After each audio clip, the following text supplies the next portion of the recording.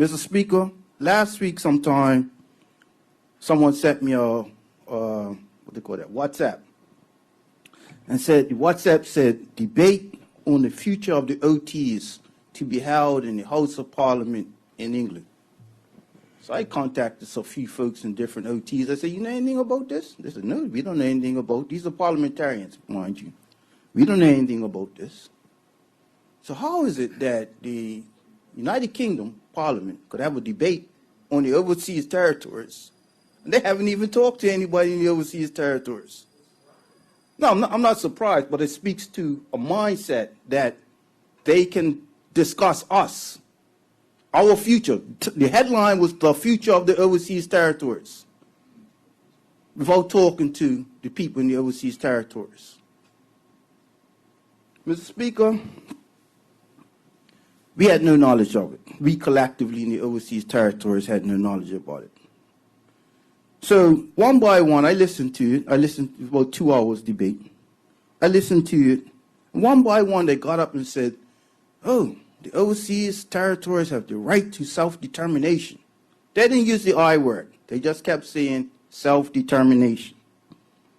There was even one particular MP, Lloyd Russell Moyle. I may have pronounced that incorrectly.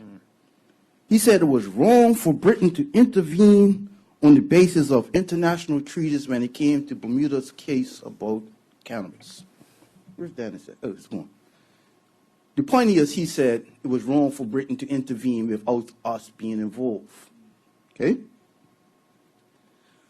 Then, again, they kept on saying, we need to remember the overseas territories have the right to self-determination. That must be like the talking point they gave each other. Everybody go and say self-determination. One even got up and said, you know, blah, blah, blah, and talked about the Chagos Island and the UK should not let the US take over, blah, blah, blah, blah.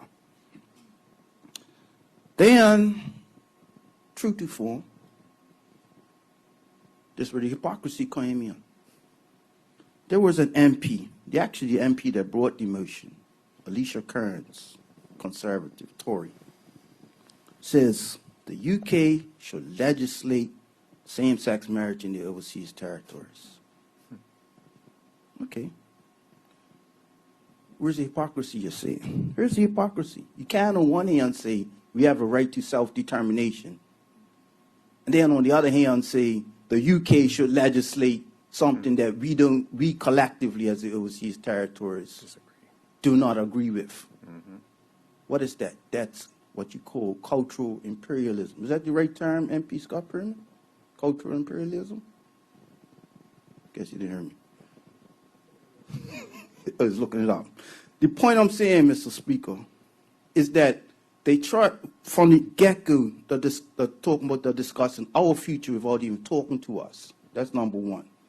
Then they go there and try to put on the niceties and say, yes, we have the right to self-determination. But the underlying fact is that they still want to legislate not any same-sex marriage, but they want to legislate that we have to do beneficial register. What's it called? What's that? You might know this, Scott, MP Scott Brim. What's that? Registers of beneficial ownership.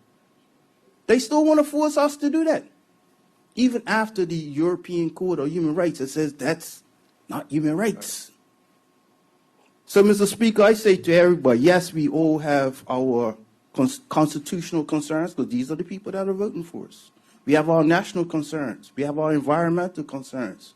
But let us not take our eye off the ball with what the UK Parliament, irrespective of which party is in charge, is going to attempt to do to us. Because they still see us no more than just another colony. No matter what term they say, overseas territory, or what they call that, British family, to them, we are just a colony. We do not trust them. Thank you, Mr. Speaker.